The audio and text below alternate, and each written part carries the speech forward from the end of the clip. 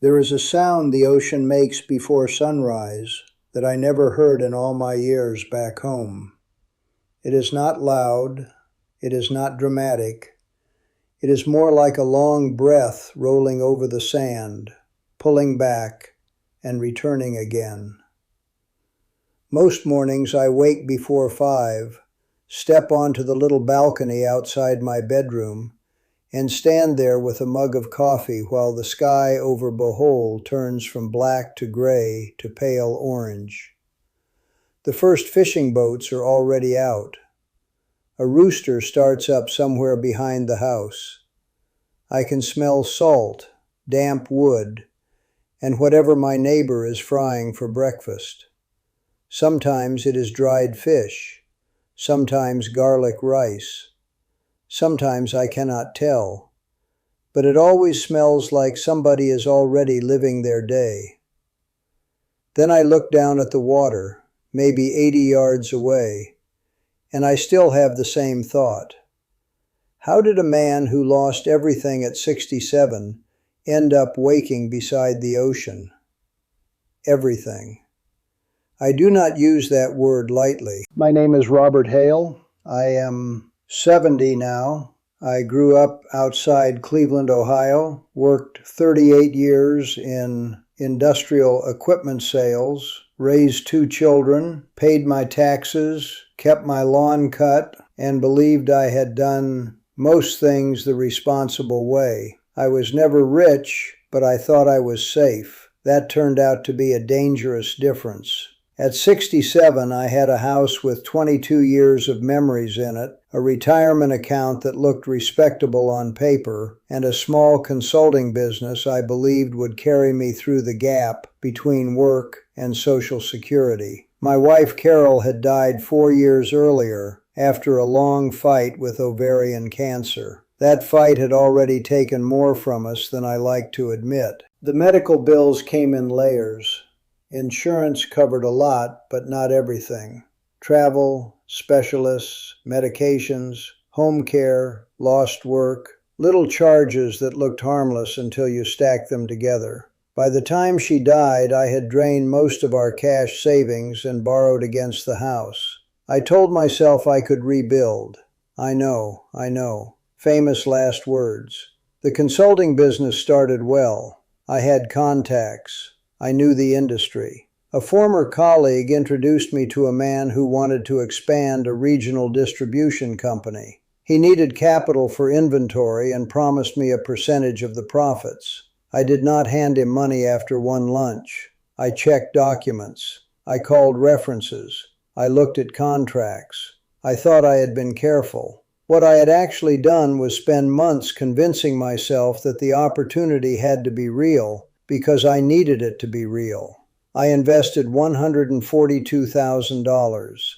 $142,000. That was the remaining strength of my retirement. Not all of it, but enough that losing it changed every calculation. 6 months later, the company stopped answering calls. Then came the lawyers. Then came the notices. Accounts were frozen. Inventory did not exist in the quantity we had been shown. Some of the customers listed in the reports had never placed the orders attached to their names. Fraud is a strange word when it happens to you. On television, it sounds sharp and obvious. In real life, it arrives as confusion. You keep thinking there must be a misunderstanding. You keep waiting for the person who lied to explain why the lie is not really a lie. No explanation came. The money was gone. Within a year, I sold the house. That was the part that broke me. Not the legal documents, not the bank balance, the house. I had painted the kitchen with Carol on a hot Saturday in 1998. There was still a dent in the hallway wall where my son Matthew crashed a plastic ride-on truck when he was 5. My daughter Emily had carved a tiny E under the back porch railing. I found it the week before closing. You tell yourself a house is only wood, drywall, and debt. Then a stranger walks through it, measuring rooms, and you realize your whole life has become square footage. After the sale, the mortgage, the legal costs, and the debts, I had just under $38,000 left.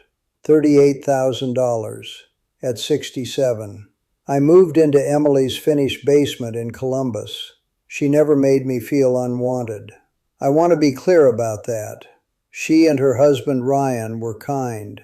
They gave me the bigger room. My granddaughter drew a sign that said Grandpa's Place and taped it to the door. But kindness does not erase humiliation. You are 67 years old, sitting on your daughter's couch at 10 in the morning while she leaves for work. Your shirts are hanging beside boxes of Christmas decorations. Your pill bottle is next to a stack of board games. Every time you open the refrigerator, you wonder whether you are eating food you did not pay for. That was my life.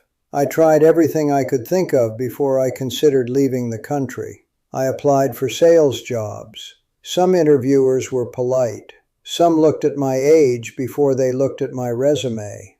I drove for a delivery service, but my knees hurt after long days in the car. I took contract work when I could get it. I called old contacts who sounded happy to hear from me until I asked whether they knew of an opening. I made spreadsheets. I cut expenses. I canceled subscriptions I had forgotten I owned. I compared senior apartments in Ohio, Pennsylvania, Kentucky, and West Virginia. I looked at mobile homes. I looked at renting a room from another widower. I looked at moving to a small town where nobody knew me and pretending that had been the plan all along. The numbers still did not work. Social Security covered the basics, but one serious medical event or one large rent increase would put me right back in trouble. I was not afraid of living simply. I was afraid of living without margin. There is a difference. The Philippines entered my life through a video I almost did not watch. It was after midnight. I could not sleep, so I was sitting in the basement with headphones on, scrolling through videos about cheap places to retire. Most of them showed resorts, rooftop pools, and smiling couples holding fruit drinks. They looked like advertisements. Then I found a plain video made by an older American man sitting on a plastic chair outside a small concrete house. A dog walked behind him twice. A motorcycle passed while he was talking. He did not edit either part out. He said his rent was 18,000 pesos a month. At the exchange rate then, that was around $320. $320. I replayed that part. He talked about local health clinics, grocery costs, electricity, visas, and the mistakes foreign retirees make when they arrive thinking every day will feel like a vacation. He said the heat could wear you down. He said loneliness followed you across oceans. He said you had to be careful with money and careful with trust. That made me believe him. For the next 3 months, I researched the Philippines like I was preparing for a court case. I read expat forums. I joined Facebook groups. I watched videos from people I liked and people I did not like. I wrote down the names of hospitals, visa offices, banks, and neighborhoods. I compared Tagaytay, Iloilo, Dumaguete, Cebu, and Bohol. I learned the difference between living near the water and living directly on it. I learned that imported food could destroy a budget. I learned that air conditioning used carelessly could double an electric bill. Most importantly, I saw ordinary people, not millionaires, not influencers, retired mechanics, former nurses, truck drivers, teachers, widowers, divorced men, couples living on fixed incomes, people who had made mistakes and were willing to say so, regular people, not rich. That phrase stayed with me. I did not wake up one morning and buy a one-way ticket. I visited first. Emily hated the idea. She did not shout. That would have been easier.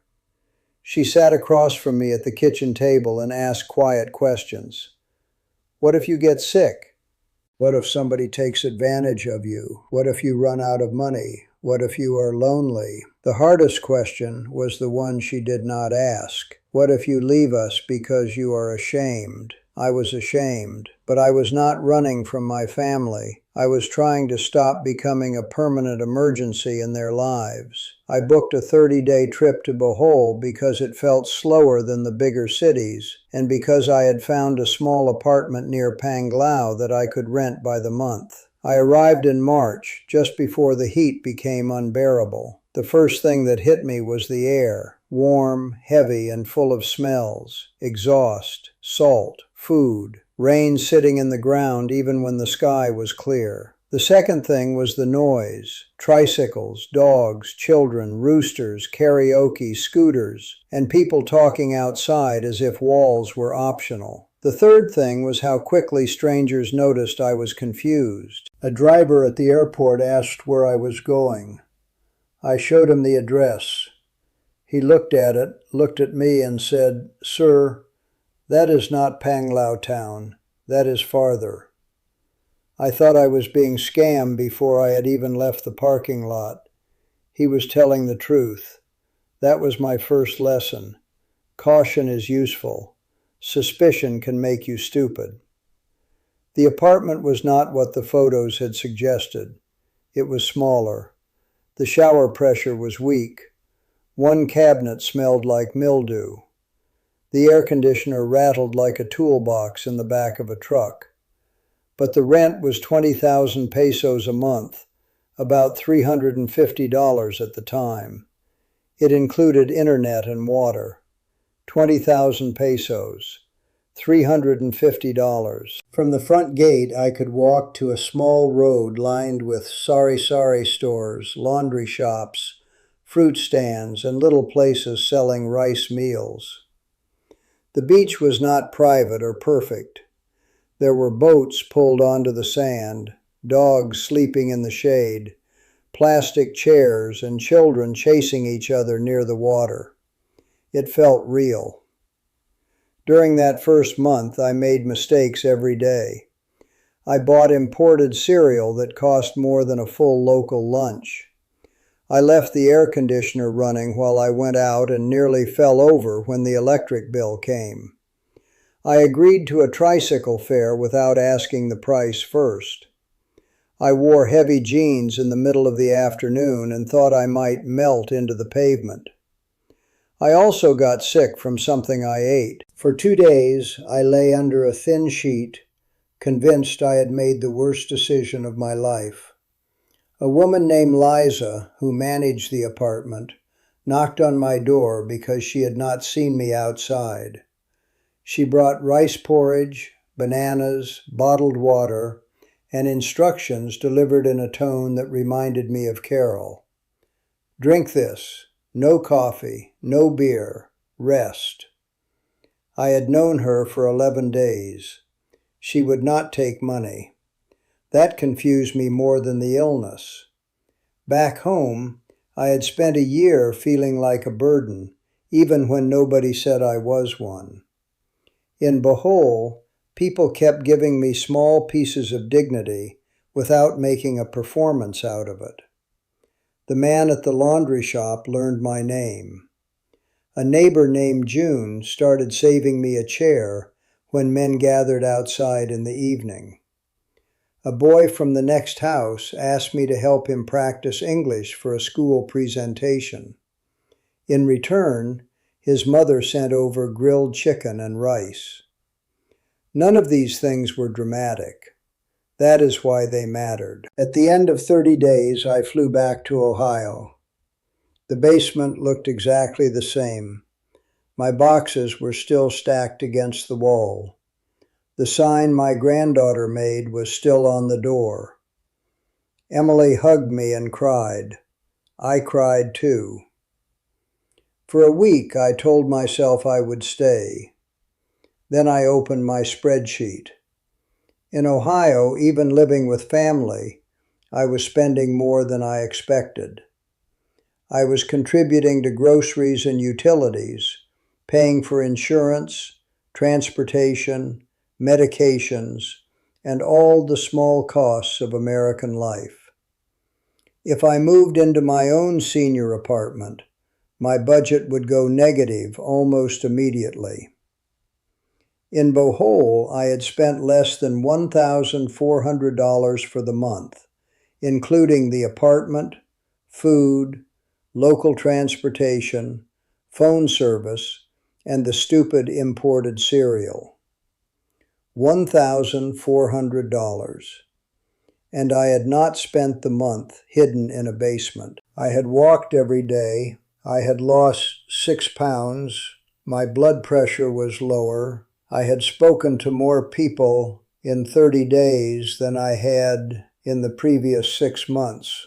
That does not mean the Philippines saved me. A country cannot save you from yourself. I brought my grief with me. I brought my fear. I brought my bad habits, my pride, and the part of me that still woke at 3 in the morning, replaying the investment that destroyed my retirement. But the Philippines gave me room, financial room, emotional room, room to make decisions without feeling that every mistake would be fatal. I sold or donated almost everything I had left. I kept photographs, a few of Carol's letters, 2 watches, some clothes, and a small wooden box my father made. I gave my tools to Matthew. I gave my books to Emily. My granddaughter asked whether there were sharks near my new house. I told her probably, but not near Grandpa. That answer did not satisfy her. I returned to Bohol on a 1-year plan. That was nearly 3 years ago. I now rent a modest 1-bedroom house a short walk from the sea. It is not a villa. The paint near the back window is peeling. The kitchen counter is too low for me. When it rains hard, water gathers near the front step. My rent is 24,000 pesos a month, roughly $410 depending on the exchange rate.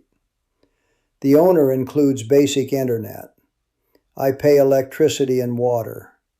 I spend about $250 a month on groceries and meals, less when I eat local food, and more when I get homesick and buy cheese. My total monthly spending usually falls between $1,300 and $1,600. I keep an emergency fund in the United States. I carry health insurance.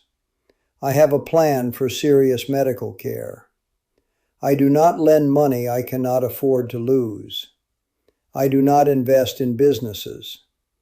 I do not sign property papers I do not understand. Losing everything cured me of one kind of optimism. Living here taught me another. The dangerous optimism says nothing bad will happen. The useful kind says bad things can happen, and life may still continue in a form you did not expect. I have also learned not to confuse lower costs with an easy life. You still need discipline. You still need reserves. You need to respect the country instead of treating it like a bargain bin built for foreigners. I have watched men arrive with loud opinions, spend recklessly, insult local ways, and blame everyone else when their plans collapsed. I came close to becoming that kind of man in my first months. I compared everything to America. I complained when service was slow. I assumed my way was the efficient way. June finally said to me gently, "Robert, you are always measuring here with a ruler from there." He was right. The day I stopped demanding that this place imitate the life I had lost was the day I began to see the life in front of me. Not a cheaper copy, not an endless vacation, a different life with different comforts, different frustrations, and different responsibilities. My relationship with Emily is better now than it was when I lived under her roof. We video call twice a week. My granddaughter gives me tours of her room and complains when the internet freezes.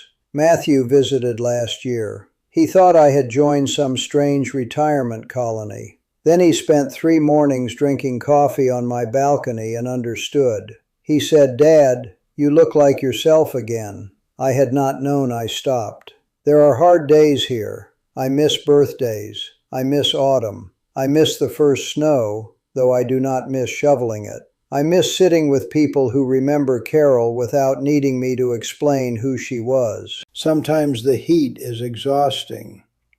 Sometimes paperwork makes no sense. Sometimes I hear about another foreigner being cheated and wonder whether I have only been lucky so far. I am not here to tell anyone to sell everything and move to the Philippines. That would be irresponsible. I am here to say that the life you lose is not always the last life available to you. At 67, I thought dignity meant owning a house, having money in an account, and never needing help from my children. Now I think dignity is different. Dignity is being honest about what you can afford. It is knowing when pride is trapping you. It is accepting a bowl of rice porridge from somebody who notices you are sick.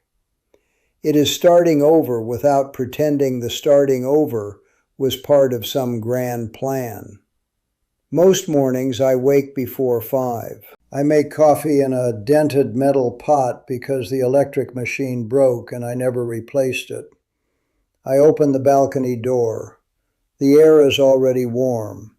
Somewhere behind the house, a rooster starts making noise like he has been personally assigned to wake the whole island. Then I step outside. The fishing boats are dark shapes against the brightening water. The tide pulls back over the sand. A woman sweeps the front of her shop. A motorcycle goes by carrying more people than I would have thought possible. The ocean takes a long breath. And I stand there, 70 years old, with less money than I once believed I needed, and more peace than I thought I deserved. I lost everything at 67. Now I wake up beside the ocean.